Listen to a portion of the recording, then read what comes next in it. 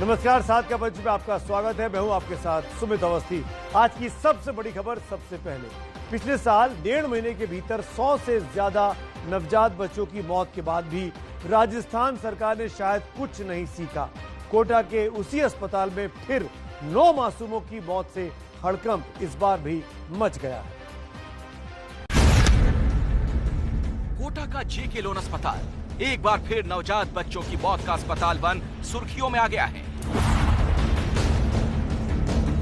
पिछले साल इसी अस्पताल में 100 से ज्यादा नवजात बच्चे लापरवाही और अव्यवस्थाओं की भेंट चढ़ गए थे। और अब एक दिन में 9 नवजात बच्चों की मौत ने उन्हीं दर्दनाक यादों को ताजा कर दिया।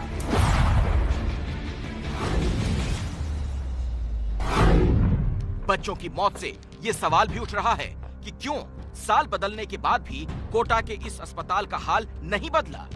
साल भर पहले किए गए सरकार के दावे क्यों दम तोड़ गए और इन मासूमों की मौत का गुनहगार आखिर है कौन?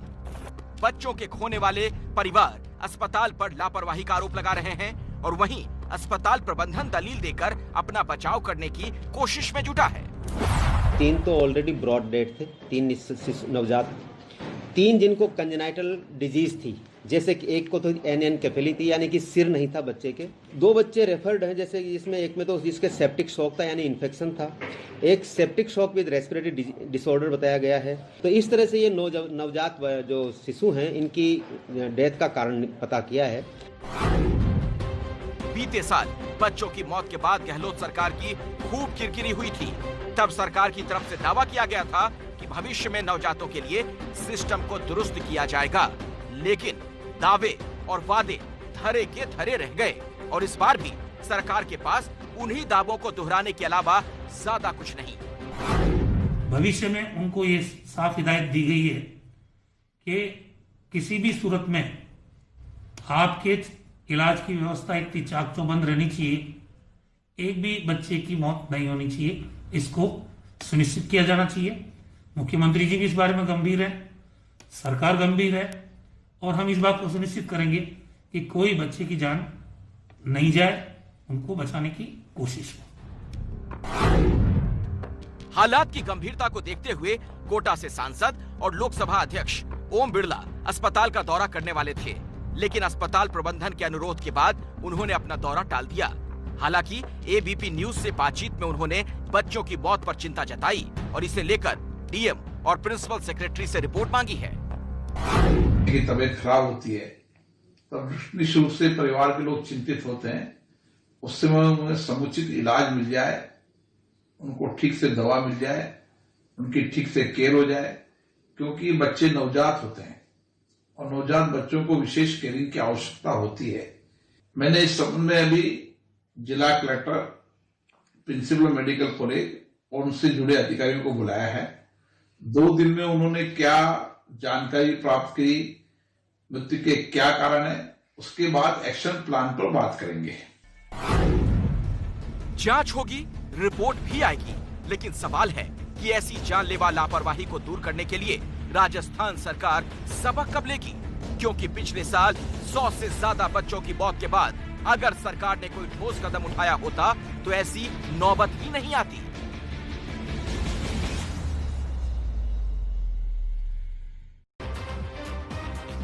किसान आंदोलन के बहाने विपक्ष अब केंद्र सरकार को घेरने में जुटा है, लेकिन इस आंदोलन पर विपक्ष की सियासत में बड़े बदलाव की अटकलें तेज हो गई हैं और बदलाव के केंद्र में शरद पवार दिखाई दे रहे हैं।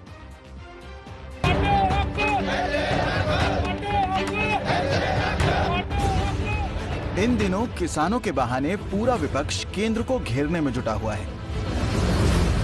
विपक्षी नेता एक दूसरे से मिलकर केंद्र के खिलाफ रणनीति बना रहे हैं और यही सक्रियता विपक्ष की राजनीति में बड़े बदलाव का संकेत दे रही है।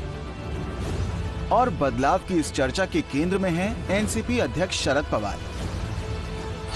ये तस्वीरें 2 दिन पहले की हैं, जब शरद पवार की अगुवाई में कृषि कानून को लेकर विपक्षी सांसद राष्ट्रपति से मिलने पहुंचे थे। इस मुलाकात के बाद ये चर्चा जोर पकड़ने लगी कि क्या शरद पवार को यूपीए अध्यक्ष का पद सौंपा जा सकता है, जो पद अब तक सोनिया गांधी के पास है।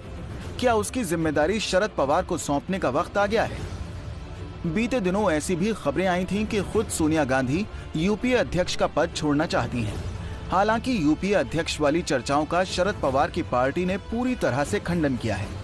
लेकिन महाराष्ट्र में एनसीपी की सहयोगी शिवसेना के सांसद संजय राउत का बयान कुछ और ही इशारा कर रहा है। पवार साहब बहुत बड़े नेता है देश के, महाराष्ट्र के। इस यूपीए चेयरमैन से की बात आप करते हो, वो जो फैसला है उस बारे में अब तक कोई सामने प्रस्ताव आया नहीं है। हम तो हमेशा उसके हितचिंतक रहे हैं, हितैषी रहे हैं। हम चाहेंगे भी अगर ऐसा कोई प्रस्ताव आता है तो उनके समर्थन भी हम करेंगे। इन बयानों और अटकलों के पीछे असल वजह आखिर क्या है, ये समझना भी जरूरी है। दरअसल मोदी सरकार के मुकाबले कई मुद्दों पर विपक्ष बेहद कमजोर नजर आता है। सबसे बड़ी विपक्षी पार्टी कांग्रेस में सब कुछ ठीक नहीं चल रहा और नेतृत्व के मुद्दे पर पार्टी के भीतर ही घमासान मचा हुआ है। बिहार चुनाव में हार के बाद पार्टी के कई दिग्गज नेता खुलकर नेतृत्व के खिलाफ आवाज उठाने लगे हैं, जिसके बाद विपक्ष की मजबूती के लिए पवार को यूपीए की पावर देने की बात हो रही है। खुद शरद पवार ने भी कुछ दिन पहले ही राहुल गांधी को लेकर बड़ा बयान दिया था और कहा था कि उनमें कंसिस्टेंसी की कमी है। अब शरद पवार को उस बयान को विपक्ष की बदली रणनीति के तौर पर देखा जा रहा है। वहीं महाराष्ट्र कांग्रेस के नेता संजय निरुपम इसे कांग्रेस को मिटाने का प्लान बता रहे हैं। कांग्रेस के जो बड़े बड़े नेता या तो मंत्री बन के बैठे हैं या फिर खूब चिट्ठियां लिखते रहते हैं, जो कांग्रेस के लिए बहुत ज्यादा जिनके सीने में दर्द हो रहा है, उनसे पूछिए कि क्यों चुप रहते हैं भाई। आपके पार्टी के नेतृत्व के ऊपर सवाल उठाया जाता है, आपके पार्टी को कमजोर किया जाता है, आपके पार्टी के खिलाफ एक षड्यंत्र रचा जाता है और सब चुपचाप तमाशा देखते रहते हैं। ये बड़े बड़े नेता जो कहते हैं कि हम 40 साल से ये कांग्रेस में, हम 3 पीढ़ी से कांग्रेस में, हमारे रगों में कांग्रेस है, लोग बोलते हैं, और जब कांग्रेस पर हमला होता है तो चुपचाप तमाशा देखते रहते हैं। संजय निरुपम भले ही इसे किसी की प्लानिंग का हिस्सा बता रहे हैं, लेकिन ये सच है कि किसान आंदोलन के बाद विपक्ष को सरकार को घेरने का एक मौका मिला है। विपक्ष इस मौके के जरिए भविष्य की राजनीति को मजबूत करने में जुटा है, जिसमें शरद पवार की भूमिका अहम हो सकती है। इस बीच एक बड़ी खबर, किसान आंदोलन से जुड़ी हुई खबर अब ये मिल रही है खुफिया सूत्रों के मुताबिक कि चरम वामपंथी संगठन अल्ट्रा लेफ्ट जो ऑर्गेनाइजेशंस हैं, उनके लोगों ने अब किसान संगठनों में अपनी पैठ बना ली है और ऐसे संगठनों से रिश्ता रखने वाले लोग किसानों को हिंसा के लिए भड़काने की कोशिश कर रहे हैं और संभव है कि आने वाले दिनों में यह आंदोलन और हिंसक हो सकता है। इसमें सरकारी संपत्ति को भी नुकसान पहुंचाया जा सकता है। इस तरह की जानकारी खुफिया विभाग के सूत्र दे रहे हैं। किसान आंदोलन को लेकर एक तस्वीर वायरल हो रही है जिसमें शर्जिल इमाम, उमर खालिद, सुधा भारद्वाज और गौतम नवलखा दिखाई दे रहे हैं। दावा यह किया जा रहा है कि ये किसान इनकी रिहाई के पोस्टर साथ में लेकर प्रदर्शन कर रहे हैं। इस पर अब देश के कृषि मंत्री नरेंद्र सिंह तोमर ने सवाल खड़े किए हैं। नरेंद्र तोमर का कहना है कि किसानों को अपने आंदोलन को अलग मुद्दे पर भटकने नहीं देना चाहिए। ये किसानों की जिम्मेदारी है कि वो इस तरह के लोगों को अपने आंदोलन में नहीं आने दें। कल की तस्वीरें आपके सामने स्क्रीन पर हैं। एक जगह किसानों के प्रोटेस्ट में तमाम दागी लोग दिखाई दिए, उनकी तस्वीरें दिखाई दी। वो लोग जिन पर आरोप है वो लोग अभी जो जेल की सलाखों के पीछे हैं। क्या कहा कृषि मंत्री नरेंद्र तोमर ने, सुनते हैं। इस मामले पर तो कुछ अभी नहीं कहना चाहता हूं, लेकिन इसका फैसला मैं आप पर ही छोड़ता हूं। लेकिन किसान यूनियन को जरूर आग्रह करना चाहता हूं कि भारत सरकार किसान और किसान यूनियन के साथ बातचीत कर रही है, किसान की समस्याओं के लिए बातचीत कर रही है और उनका आंदोलन जो है वो विषयांतर नहीं होना चाहिए, ये उनकी जवाबदारी है। लेकिन मुझे बहुत दुख है, जैसा आपने भी कहा, मैं भास्कर अखबार सुबह देख रहा था। ये भास्कर अखबार में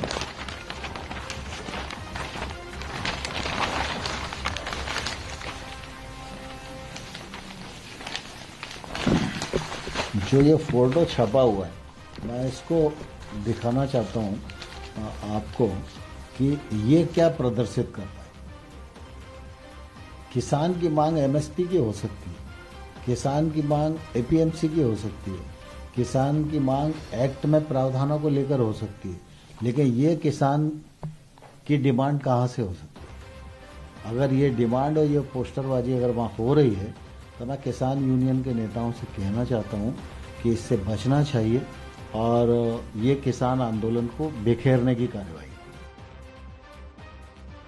तो सरकार कह रही है कि ऐसे लोगों को जिन पर दाग है, जो आरोपी है, उनको किसान अपने आंदोलन में जगह नहीं दे। वहीं किसान नेता कहते हैं कि इन लोगों का किसानों से कोई लेना देना नहीं है।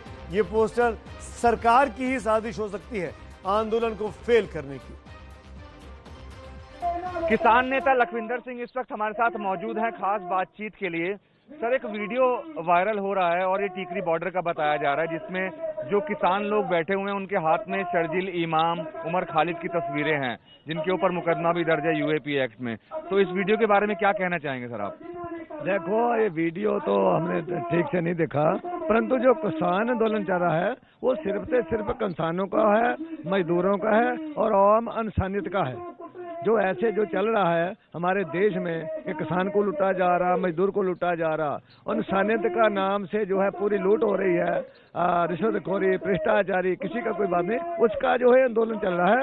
जो ये बीच में ऐसे पोस्टर लगाए जा रहे हैं जहाँ किसी का अलगवादी का नाम लिया जा रहा, किसानों का इनसे कोई लेना देना नहीं है।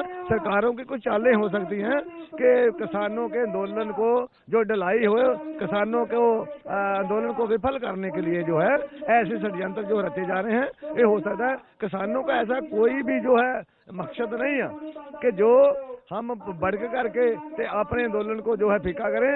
इसलिए हम ये कहना चाहते हैं कि सरकारें लग लग फार्मूले लिया करके किसानों के आंदोलन को जो है विफल करने की कोशिश कर रही हैं, उसमें फीका डालने की कोशिश कर रही हैं। ये बिल्कुल गलत है। किसान अभी बहुत समझदारी से काम कर रहा है। ये वीडियो बताया जा रहा है कि टीकरी बॉर्डर से कहीं 3-4 किलोमीटर आगे पर एक मंच लगा हुआ था किसानों का, और किसान यूनियन उग्राहा जो है उसका मंच था, वहां पर भाषण भी हुआ और वहां पर तस्वीरें भी इस्तेमाल की गई। अभी हमको ये तो इतना क्लियर नहीं है, परंतु जैसे हमारा मन चल रहा है, हमारे पोस्टर लगे हैं, हम इधर अपना चला रहे हैं, स्टेज चला रहे हैं, इसके ऊपर साइड से कोई ऐसी बात कर रहा है जहाँ उसको पोस्टर दिखाने की कोशिश कर रहा है, तो ये भी एक चालाकी वाला काम है। ये जो शरारती अंसरों की बात है वो ये किसान अपनी मांग पर अड़े हैं। सरकार कह रही है कि हम बातचीत करने को तैयार हैं। कुल मिलाकर परिस्थितियां अभी भी गतिरोध की बनी हुई है। तो किसान आंदोलन पर क्या समाधान का रास्ता है, क्योंकि किसानों ने कल एक बार फिर बहुत बड़े आंदोलन की धमकी दे रखी है। इसी पर बात करने के इस वक्त हमारे साथ केंद्रीय मंत्री, वाणिज्य मंत्री हैं, रेल मंत्री हैं, पीयूष गोयल साहब लाइव जुड़ रहे हैं। पीयूष भाई सीधे तौर पर इस बातचीत में शामिल रहे हैं। 6 दौर की बातचीत में वो नरेंद्र सिंह तोमर के साथ थे। पीयूष भाई, पहला सवाल, एबीपी न्यूज को वक्त देने के लिए धन्यवाद। और पहला सवाल ये कि कल से और बड़ा आंदोलन करने की तैयारी है और बड़े आंदोलन की चेतावनी किसानों ने दी है, कैसे समाधान निकलेगा? आप लोग नया प्रस्ताव भेज नहीं रहे हैं, वो अपनी बात से अड़िग है, हट नहीं रहे हैं, रास्ता कैसे निकलेगा? मैं समझता हूं कई दौर में चर्चा हुई, उस चर्चा में जो विषय किसानों के संदेह के थे, जिसमें उनको कुछ चिंताएं थी, उन सब विषयों का हमने समाधान निकाला है। हर विषय के ऊपर उनको लिखित रूप से प्रपोजल भेजा है और अच्छा रहेगा कि अगर किसान भाई बहन आए, अगर उनको कोई और विषय में भी कोई संदेह हो तो सरकार पूरे खुले मन से चर्चा के लिए तैयार है। लेकिन दुर्भाग्य ये लगता है, अभी मैं टेलीविजन पे कुछ रिपोर्ट्स देख रहा था कि शायद ये आंदोलन अब किसानों के हाथ में कम और कुछ लेफ्टिस्ट के हाथ में ज्यादा चला गया, जिसके कारण किसानों में विषय की समाधान से ज्यादा कोई और राजनीतिक उनकी मंशा सामने आ रही है। मैं समझता हूं किसान भाई बहन को फिर एक बार विचार करना चाहिए, कानून को देखना चाहिए। कानून के प्रावधान उनके हितों के हैं। एपीएमसी रहेंगी, एपीएमसी को कोई नुकसान नहीं होने देंगे। एमएसपी रहेगी। मोदी सरकार ने एमएसपी को बढ़ाया है, लगभग 2 गुना कर दिया है पहले से। दाम लगातार बढ़ते जा रहे हैं एमएसपी के, प्रोक्योरमेंट के। कुछ विषयों की जो चिंता थी उन सबका समाधान कर दिया गया है। आखिर कानून किसी भी तरीके से किसानों के कोई भी आज के प्रावधानों को अफेक्ट नहीं करता है, उसको रोकता नहीं है जी, उनके लिए नए मार्ग खोलता है। पीयूष तो भाई, जब हमने नई देखा, सुविधाएं नए मार्ग मिलते हमने हैं देखा, तो हमने किसानों देखा के हित की बात है जी। तो मैं समझता हूं किसानों ने इस पे पुनः विचार करके चर्चा करनी चाहिए। पीयूष जी, हमने देखा शुरुआत से लेकर अब तक किसान पहले एमएसपी की बात कर रहे थे, एपीएमसी की बात कर रहे थे, लेकिन अब किसान जब से दिल्ली आए हैं 25-26 नवंबर से, तब से लेकर अब तक उनकी डिमांड एक ही है कि तीनों बिलों को रद्द करो। आज आप कह रहे हैं कि वामपंथी लोग, लेफ्ट के लोग उसमें आ गए हैं। हम सब जानते हैं हनन मोला सीपीएम के नेता हैं, हनन मोला उस बातचीत में आपके साथ शामिल भी हो रहे हैं। तो क्या लेफ्ट के नेता इस बातचीत को रिजॉल्व नहीं करने दे रहे हैं, ये आपका कहना है? संभावना है, जैसा आज टीवी पे अलग अलग चैनल्स में हम देख रहे हैं, ऐसा दिख रहा है कि जिस प्रकार से लेफ्ट के नेता हावी हो गए हैं इस आंदोलन पे, शायद हो सकता है कि उनकी मंशा कुछ और हो। कुछ और हो मतलब कि ये प्रोटेस्ट चलता रहे? दिल्ली में जो लास्ट ईयर सीन था एनआरसी की वजह से, सीएए की वजह से, नवंबर दिसंबर के महीने में वही दृश्य दोबारा? अब मुझे मालूम नहीं उनकी क्या मंशा है, उनकी क्या योजना है, लेकिन जब कोई कानून लाया जाता है और ऐसा कानून जिसमें कांग्रेस पार्टी स्वयं अपने मैनिफेस्टो में डिमांड करती थी, किसानों ने एक मैनिफेस्टो निकाला था जो भारतीय किसान यूनियन ने स्वयं ट्वीट किया 3 अप्रैल 2019 को, और उसमें लिखा है abolish APMC act, essential commodities act, कई सारी डिमांड्स लिखी जो स्पष्ट रूप से एक प्रकार से हमने उस लेवल तक नहीं गए, हमने एपीएमसी को छुआ नहीं, हमने एसेंशियल कमोडिटीज एक्ट को रद्द नहीं किया, हमने और मजबूत बनाया, किसानों के लिए नए रास्ते खोले। और एक प्रकार से जो किसानों की खुद की मांग थी, जिसको शरद पवार जी स्वयं पत्र लिख के देश भर में कह रहे थे कि इनको राज्य सरकारें स्वीकार करें, हमने तो एक प्रकार से किसानों की जो वर्षों वर्षों की मांग थी उसके ऊपर चिंता की, किसानों को और मौका दिया अपनी उपज के लिए अच्छा दाम मिलने के लिए, नए रोजगार के मौके खुले, नया निवेश हो, फूड प्रोसेसिंग वगैरह में निवेश हो, कोल्ड स्टोरेज इंफ्रास्ट्रक्चर में निवेश हो, जिससे किसानों को और अच्छा दाम मिले। हमने हर प्रकार से किसान हित, देश हित कानून लाए हैं। कुछ शंकाएं किसानों में थी, उसको भी हमने समाधान कर दिया।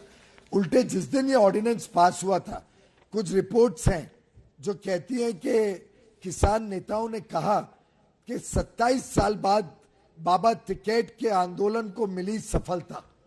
आखिर ये बात कहां 27 साल पहले डिमांड की जाती थी कि किसानों को छूट मिले, वो किसको अपनी उपज बेच सके, कब बेच सके, हर एक प्रोडक्ट, कोई पानी बनाता है, कोई जूते बनाते हैं, कोई कपड़े बनाते हैं, किसी को कोई रिस्ट्रिक्शन नहीं। पीयूष जी, आपकी बातों से मैं ये समझ रहा हूं, रोक रखा है कि वो मार्केट में नहीं कर सकते काम। मैं आपकी बातों से समझ रहा हूं पीयूष जी कि तीनों बिल रद्द करने की जो किसानों की मांग है वो सरकार पूरी नहीं कर सकती है। सरकार अमेंडमेंट्स पर बात कर सकती है, अमेंडमेंट पर चर्चा भी कर रही है, प्रस्ताव भी भेजा है। मेरा फिर से वही सवाल है पीयूष जी, गतिरोध खत्म कैसे होगा? आप अपनी बात पर अड़े हैं प्रस्ताव देकर, वो अपनी बात पर अड़े हैं, और दिल्ली सीज्ड है, दिल्ली बंद है। हम भाई साहब, हम कोई बात पे अड़े नहीं है। हमने बार बार कहा है कि अगर आपको अभी भी कोई संदेह है, कोई भ्रांति है, कोई गलतफहमी है, शंका है, तो हम चर्चा के लिए तैयार हैं। आखिर रिपील तो तभी अब जरूरत पड़ेगी अगर कानून में ऐसी चीजें हो जो उनके हित में ना हो, तो हमें बताएं क्या चीज हित में नहीं है। आखिर देश भर में कानून लागू हो रहा है, देश भर के किसान इसका लाभ लेंगे। अगर ये कानून उचित नहीं होते और सिर्फ एपीएमसी एकमात्र मार्ग किसानों का रहे, ये ऐसी इनकी मंशा है, तो कांग्रेस ने अपने मैनिफेस्टो में ऐसा क्यों लिखा? क्यों नहीं इतने सालों में, जब कांग्रेस और लेफ्ट फ्रंट की सरकारें थी केरल में, कभी कांग्रेस की आई, कभी लेफ्ट फ्रंट की आई केरल में, इतने सालों से उनकी सरकारें चल रही हैं, क्यों केरल में एपीएमसी एक्ट नहीं लागू किया इन्होंने? क्यों शरद पवार जी ने यूपीए के समय बार बार पत्र व्यवहार किया राज्य सरकारों के साथ कि वो अपनी व्यवस्था को नचीली करें और किसानों को और साधन उपलब्ध करवाएं और मौके उपलब्ध कराएं अपने उपज को बेचने के लिए। आखिर हमने तो वही किया जो इतने वर्षों से किसानों की मांग थी, इतने वर्षों से राजनीतिक पार्टियां प्रॉमिस करती थी पर डिलीवर नहीं कर पाती थी। प्रधानमंत्री नरेंद्र मोदी जी ने किसानों के हित को सर्वोपरि रखते हुए ये कानून देश के समक्ष रखे। पीयूष भाई, ये बात भी समझाइए कि ये कितना मुश्किल है कि एमएसपी को लेकर कोई कानून बनाने का प्रावधान कर देना। क्यों एमएसपी पर कानून नहीं बन सकता? किसान जब कह रहे हैं कि हमको एमएसपी पर कानून दे दीजिए, तो सरकार की अड़चन क्या है? एमएसपी पर माननीय नरेंद्र सिंह तोमर जी ने लोकसभा राज्यसभा दोनों में बयान दिया है, जो एक प्रकार से एब्सोल्यूट एश्योरेंस हो जाता है कि एमएसपी की व्यवस्था पहले भी थी, आज भी है, कल भी रहेगी। माननीय प्रधानमंत्री नरेंद्र मोदी जी स्वयं कह चुके हैं। और एक प्रकार से अगर किसानों को या कांग्रेस को कुछ संदेह है तो इतने सालों में कभी एमएसपी का कानून क्यों नहीं बना? कांग्रेस ने क्यों नहीं बनाया? आखिर आज भी जब एमएसपी में खरीद होती है तो वो कानूनी प्रावधानों के अंतर्गत ही होती है। सरकार कोई अवैध काम तो नहीं कर सकती है, एक प्रॉपर प्रोसेस प्रोसीजर के हिसाब से होती है। हमने ये भी कंफर्म किया है कि कोई फोरम पे जिसपे किसानों को संतुष्टि हो उस पे हम ये लिखित देने के लिए तैयार हैं कि एमएसपी की व्यवस्था थी, आज भी है, रहेगी भी। लेकिन एक प्रकार से जो आज की स्थिति में कुछ लेफ्ट लीडर्स ने इस आंदोलन को ले आए हैं, वो दर्शाता है कि उनकी मंशा शायद समाधान निकालने की नहीं है, किसानों के हित के बदले वो कुछ और ऑल्टरनेट एजेंडा पे चले गए हैं। बिल्कुल बड़ी बात आप कह रहे हैं कि लेफ्ट के लीडर्स, हमने कुछ पोस्टर्स भी देखे पीयूष जी, शर्जिल इमाम के, उमर खालिद के, जो लोग दंगों के आरोपी हैं, उनके तस्वीरें वहां पे कल दिखाई दी। उनका ये कहना है कि मानवाधिकार दिवस था इसलिए हमने वो पोस्टर्स लगाए। सरकार को इस पर भी आपत्ति है?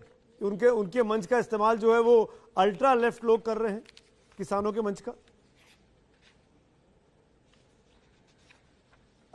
अवस्थी जी, उनका जो मांग पत्र अक्टूबर में कृषि सचिव को आया था, उस दिन एक ग्रुप ने अलग मांग पत्र दिया, दूसरे ग्रुप ने कहा नहीं हम इस मांग पत्र के अलावा एक अलग मांग पत्र देंगे, और दूसरे ग्रुप में एक मांग पत्र में लिखा कि देश में जो कवि हैं और जो लेखक हैं उन सबको छोड़ा जाए। अब किसानों की समस्या की चर्चा में ये सब कहां से आ गया? उसके बाद जब नवंबर में तोमर जी और मेरे साथ इनकी चर्चा हुई तो उन्होंने एक कॉमन मांग पत्र बनाया और उसमें फिर ये लिखा कि देश में कवि और लेखकों को छोड़ा जाए, बुद्धिजीवियों को छोड़ा जाए।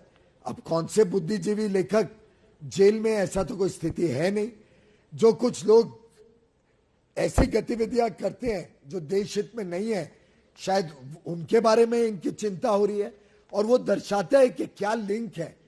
ये किसान नेता जो इस पूरे आंदोलन को अपने कब्जे में लेके बैठे हैं, उनकी मंशा क्या है? उनकी मंशा किसानों का हित है या वो और कोई दिशा में इस आंदोलन का इस्तेमाल करना चाह रहे हैं? पीयूष जी, आपकी बात को पूछा गया, पीयूष जी, क्या आप ये कह रहे हैं के जवाब कि जो लोग इस आंदोलन को आगे बढ़ा रहे हैं वो देश विरोधी लोगों के साथ मिले हुए हैं, अहित की बात, देश के अहित की बातें कर रहे हैं? अब मैं ऐसा नहीं कह रहा हूं, वो आप लोग पता करिए। मैंने जो आज टीवी पे दृश्य देखे और जिस प्रकार के बयान देखे, जिस प्रकार का मैंने कल की फोटोज देखी, आज कुछ पत्रकारों ने ट्वीट किया है, कुछ टीवी पे दिखाए गए, कुछ किसान नेताओं के पुराने संबंध देखे और उसके साथ मैंने जोड़ा किस प्रकार से बातचीत में जब भी कोई बातचीत होती थी कि चर्चा मुद्दों के ऊपर हो जाए तो कैसे कुछ लोग उसको डिरेल करते थे। तो आज हमें चिंता होती है कि शायद किसानों के नाम पे एक अलग ही लेफ्टिस्ट माओइस्ट एजेंडा ना चलाने की कोशिश हो रही है। इसके लिए देश को और हम सबको चिंता करनी पड़ेगी। मैं समझता हूं मीडिया को भी इसकी पूरी छानबीन करके आपको भी देश हित में इसकी चिंता करनी पड़ेगी। जी पीयूष भाई, का आखिरी सवाल, चाहे लेफ्टिस्ट हो चाहे अल्ट्रा लेफ्टिस्ट हो, है तो हिंदुस्तानी ही, भारत के किसान के साथ खड़े हैं। क्या ये लोग इतने बड़े खतरनाक लोग हैं कि देश को तोड़ सकते हैं? भाजपा का विरोध क्या इतना बड़ा हो गया है कि देश को तोड़ने की तरफ आ गए हैं ये लोग? आप इस तरफ इशारा कर रहे हैं पीयूष भाई? नॉट एट ऑल, मैंने जरा भी ऐसा नहीं किया। ये शब्द आपने इस्तेमाल किए, मैंने इसमें से कोई भी शब्द इस्तेमाल नहीं किया। मैंने कहा किसानों के हित के कानून है, देश भर में किसानों ने इसको स्वीकार किया है। अलग अलग जगह से हमारे पास उदाहरण आ रहे हैं कैसे इसका लाभ लेना शुरू हो गए किसान। कोई किसान ने ज्यादा अपनी उपज को ज्यादा दाम पे दूसरे राज्य में कैसे बेचा, किसी का पैसा नहीं आया तो कैसे उसने दलील डाल के अपना पैसा वसूली की। तो मैं समझता हूं देश भर में किसानों ने इसको स्वीकार किया है। कुछ किसानों को भ्रमित किया गया है इन लेफ्टिस्ट नेताओं द्वारा। मैं अभी भी अपील करूंगा अपने किसान भाई बहनों को, आप भ्रमित ना हो, आप गलत संदेह ना रखें। सरकार आपसे पूरी तरीके से बातचीत करने को तैयार है। आप बहकावे में ना आए, बातचीत करें मुद्दों पर, और किन मुद्दों से आपको चिंता है, किन मुद्दों से आपको लगता है कि इस कानून में तकलीफ होगी, उस पर सरकार पूरे खुले मन से उसकी आपकी आशंकाओं को पूरी तरीके से एड्रेस करेगी। हमने एक प्रस्ताव भी दिया, लेकिन प्रस्ताव पे चर्चा करने के बदले अगर उन्होंने, इन लीडर्स ने बाकी किसानों को चर्चा भी नहीं करने दी और कुछ लोगों ने उसको पूरा तरीके से चर्चा के माध्यम को ही बंद कर दिया और सिर्फ कहा कि रिपील करो। आखिर देश के बाकी किसानों को भी जो फायदा हो रहा है हमें उसकी भी चिंता करनी चाहिए। तो मैं समझता हूं, फिर एक बार मैं देश के सभी किसानों को आश्वस्त करना चाहूंगा, ये कानून किसानों के हित में है। इन कानूनों का स्वागत हुआ है देश भर में, अलग अलग जगह पे स्वागत हुआ है। उल्टे कुछ तो किसान नेता जो आज इस किसान आंदोलन में, उन्होंने स्वयं ये डिमांड रेज की थी। मैंने आपको कहा कि ये डिमांड अप्रैल 2019 में इनमें से खुद ही कुछ किसान नेताओं ने, भारतीय किसान यूनियन ने ट्वीट करके रेज की थी। उन्होंने कहा था जो पार्टियां में समर्थन करेंगी इसमें, उनको हमारा वोट जाएगा। और उन्होंने कांग्रेस को समर्थन दिया था, जिन्होंने मैनिफेस्टो में लिखा कि हम एसेंशियल कमोडिटीज एक्ट को निकाल देंगे, किसानों को छूट देंगे, अपना उपज किधर भी बेच सके, कभी भी बेच सके। हमने तो वही काम किया जो किसान चाहते थे, लेकिन ये लेफ्टिस्ट माओइस्ट एलिमेंट्स ने शायद किसानों के नाम पे इस आंदोलन को कुछ अलग मोड़ और अलग दिशा पे लेके जाने की कोशिश की। जी पीयूष गोयल, इस बातचीत के लिए बहुत बहुत धन्यवाद आपका। कुल मिलाकर सरकार अभी भी बातचीत के लिए तैयार है। किसानों को अपने रुख में नरमी लानी होगी और कुछ खास लोग अगर उनके प्रभाव में किसान हैं तो उनसे बाहर आने की अपील करते हुए पीयूष गोयल वो मंत्री हैं जो इस पूरी बातचीत में सरकार की तरफ से किसानों के साथ लगातार चर्चा में है।